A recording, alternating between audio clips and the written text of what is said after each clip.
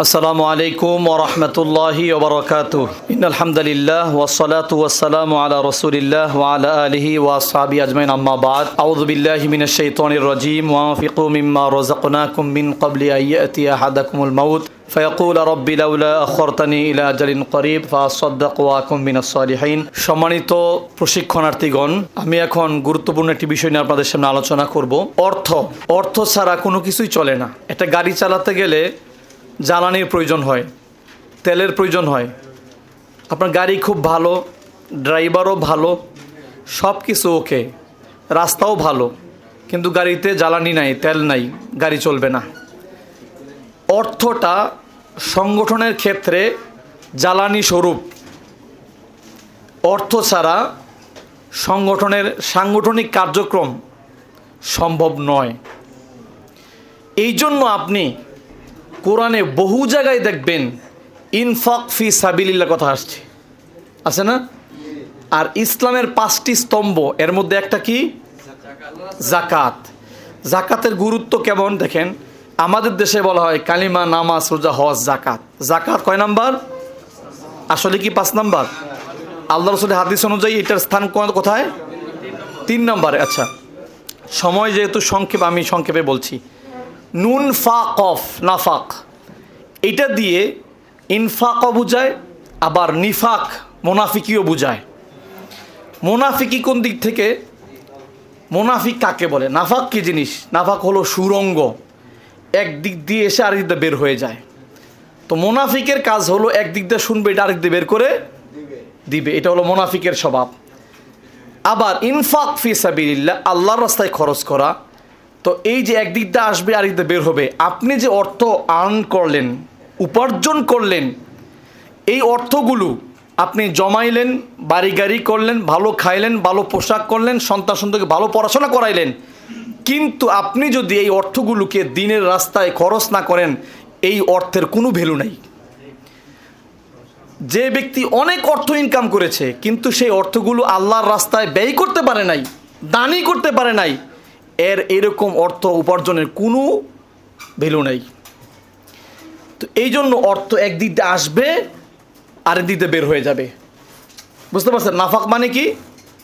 সুরঙ্গ, ছিদ্র, একদিক দিয়ে অর্থ আসবে, আরেক দিক দিয়ে বের হয়ে যাবে।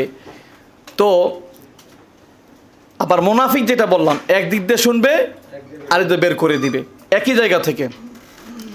তো আমি যে আয়াতটি বলছি, আল্লাহ বলছে ওয়ানফিকু মিম্মা রাযাকনাকুম মিন ক্বাবল আন ইয়াতিয়া আহাদাকুমুল মাউত। আপনার প্রত্যেকে আলেম ওলামা, ব্যাখ্যার জন্য কোনো প্রয়োজন নাই।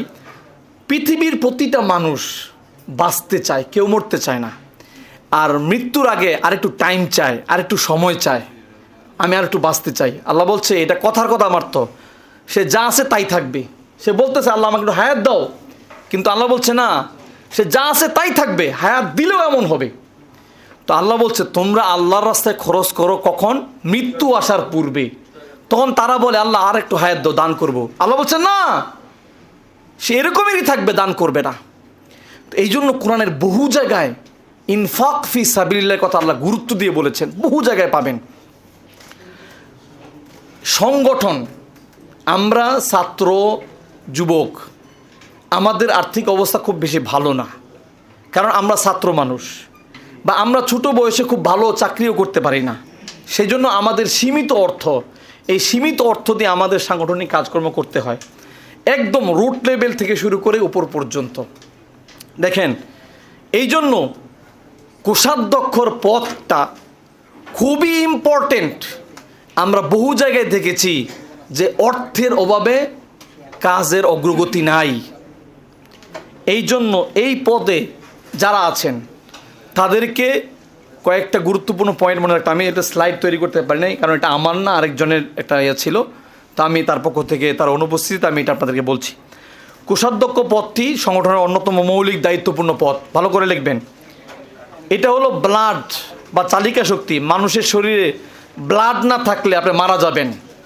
মানুষের শরীরে শক্তি দেয় ব্লাড, এটা খুবই গুরুত্বপূর্ণ জিনিস।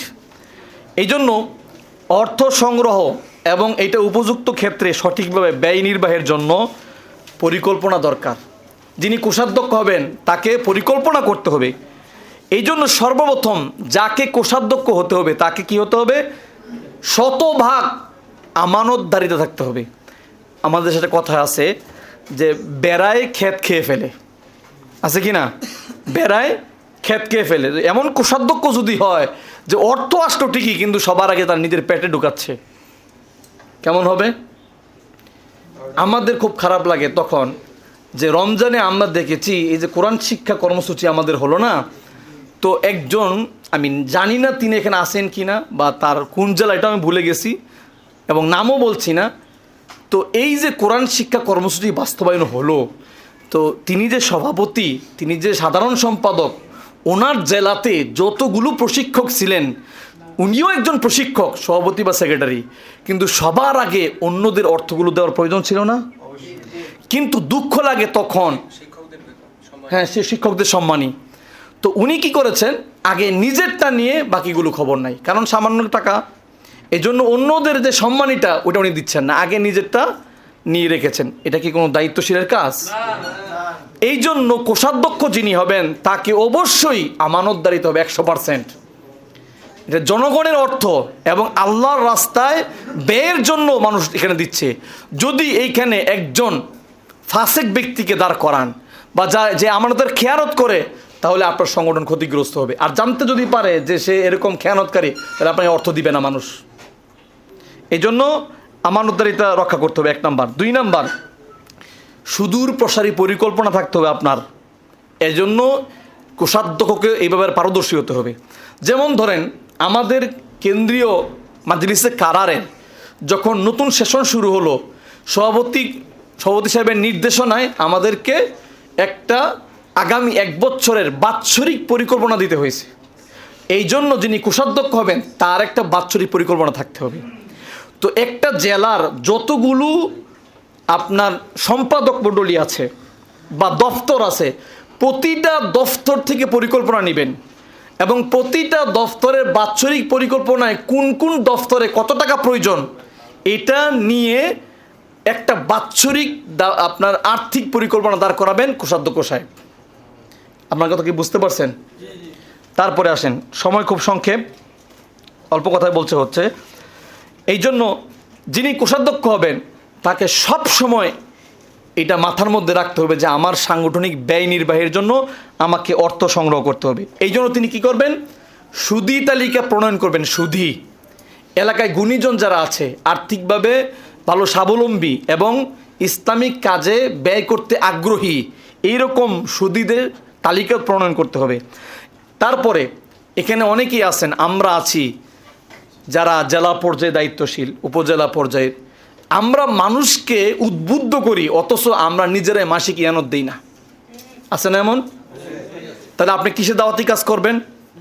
আল্লাহ বলছে আতামুরুনান নাসা বিল বিররি ওয়া তানসাউনা আনফুসাকুম। আরে মানুষকে ভালো কাজের কথা বলো, নিজেরটা ভুলে গেছো তুমি। তা আমি যে মানুষের কাছে অর্থ নিব, আমি যে একটা জেলা পর্যায়ে দায়িত্বশীল, তাহলে আমি কি আমার ইয়ানতটা আদায় করতেছি? আমরা যদি আমাদের নিজেদের ইয়ানত আদায় করতে না পারি, মানুষের কাছ থেকে কীভাবে টাকা নেবেন? কোন মুখে নেবেন? কোন যোগ্যতার বলে নেবেন? আপনি তো যোগ্যতা হারিয়ে ফেলেছেন। এই জন্য আমাদের নিজেদের সুদী তালিকা তৈরি করতে হবে এবং সংগঠনের যারা দায়িত্বশীল আগে তাদের মাসিক ইয়ানত নির্ধারণ করে এইটা প্রত্যেক মাসে আদায় করতে হবে। তারপরে সাধ্যমতো প্রকল্প আয়ের প্রয়োজনীয় ব্যবস্থা নিতে হবে। যেমন ধরেন রমজানে একটা কোরআন শিক্ষা কর্মসূচি আছে না, এটা যেহেতু রমজান ভিত্তিক একটা কর্মসূচি, আপনাকে এই রমজান ভিত্তিক এই কোরআন শিক্ষা কর্মসূচির জন্য আলাদা পরিকল্পনা করতে হবে। বুঝতে পারছেন? বাৎসরিক পরিকল্পনা তো আছেই, কিন্তু শুধুমাত্র কোরআন শিক্ষা কর্মসূচি এটার জন্য আপনাকে আলাদা পরিকল্পনা নিতে হবে। অথবা আমরা রমজান ফুড প্যাকেজ বিতরণ করছি, দেখেছেন না আপনারা? এটার জন্য আলাদা একটা প্রজেক্ট, এটার জন্য আলাদা পরিকল্পনা করতে হবে আপনাকে। এইরকম প্রত্যেকটা আলাদা পরিকল্পনার জন্য আপনার আলাদা বাজেট নির্ধারণ করে কোন কোন জায়গা থেকে, সূত্র থেকে অর্থ সংগ্রহ করবেন, এটা আপনাকে নিশ্চিত করতে হবে। সমাজের শ্রোতামণ্ডলী, এরপরে বিভাগীয়, যেটা বলছিলাম, বিভাগীয় যে সম্পাদক মণ্ডলী আছেন তাদের যে বাৎসরিক পরিকল্পনা আছে, এটা অনুযায়ী আপনার আয় ব্যয়ের হিসাব করবেন। তারপরে যাবতীয় হিসাব নিকাশ, কোষাধ্যক্ষের দায়িত্ব কি? যাবতীয় হিসাব নিকাশ রসিদ বইয়ের মাধ্যমে হতে হবে। মনে রাখবেন, রসিদ বই ছাড়া কখনো কোনো অর্থ সংগ্রহ করা যাবে না। কঠিনভাবে নিষেধ, এটা ভালো করে খেয়াল করে রাখেন। রসিদ বই ছাড়া অর্থ কেউ নিতে পারবেন না, জেলা পর্যায়ে হোক, উপজেলা পর্যায়ে হোক, শাখা পর্যায়ে হোক। আরেকটা জিনিস মনে রাখেন, এই যে রসিদ বইটা আপনি একটা জেলার, এই জন্য আপনাকে কী করে আপনি জেলা থেকে আরেকটা রসিদ বই তৈরি করলেন, এটা ভালো না? ভালো? এটা করা যাবে না। আপনার একেবারে উপর থেকে নিয়ে রুট লেভেল পর্যন্ত, শাখা পর্যন্ত আপনাকে কেন্দ্রের রসিদ ব্যবহার করতে হবে, মনে রাখবেন। এটা ভুল করা যাবে না। আর টাকা নিলে রসিদ ছাড়া কখনোই টাকা গ্রহণ করবেন না। টাকা দিলে রসিদ ছাড়া টাকা দিবেন না। তারপরে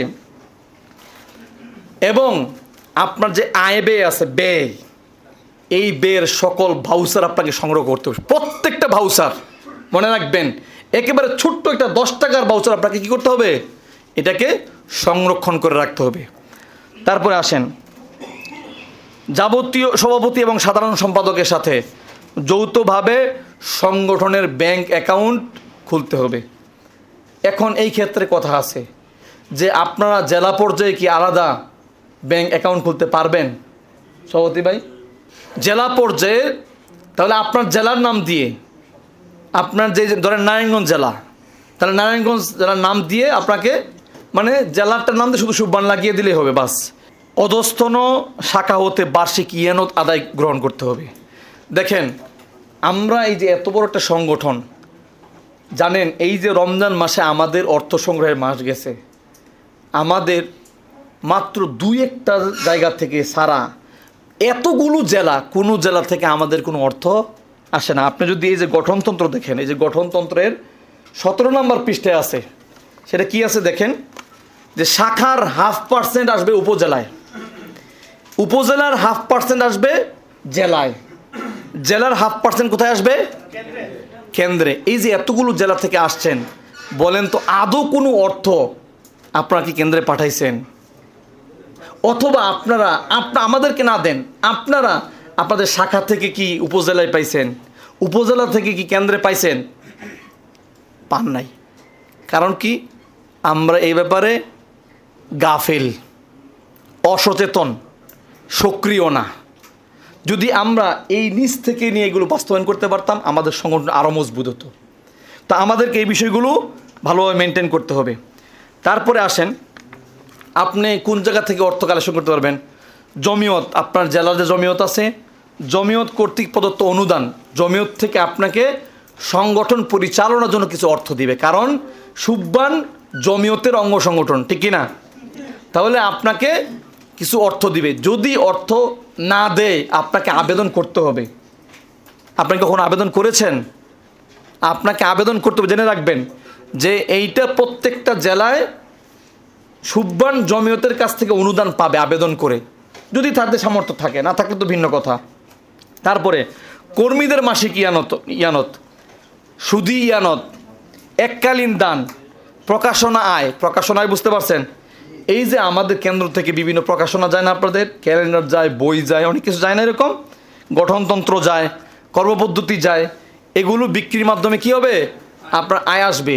তাহলে এগুলো নিবে কারা? আমাদের সংগঠনের যারা কর্মী, তারাই এগুলো নেবে। গঠনতন্ত্র প্রত্যেকটা কর্মীর কাছে থাকতে হবে গঠনতন্ত্র। এটা না থাকলে আপনি সংগঠন বুঝবেনই না। অথচ আমাদের ঘরে দিনের পর দিন এই গঠনতন্ত্র পড়ে আছে, আমাদের কোনো খোঁজখবর নাই। এই বিষয়গুলো আমাদের খেয়াল রাখতে হবে। এই জন্য এই কোষাধ্যক্ষের পদটা অত্যন্ত গুরুত্বপূর্ণ। এই জন্য আপনারা এই জায়গায় সক্রিয় হবেন। আপনাদের অর্থ যদি ভালো থাকে, আপনাদের সাংগঠনিক কার্যক্রম ভালো চলবে ইনশাআল্লাহ। আমি আশা করি আপনাদেরকে বোঝাতে পারছি।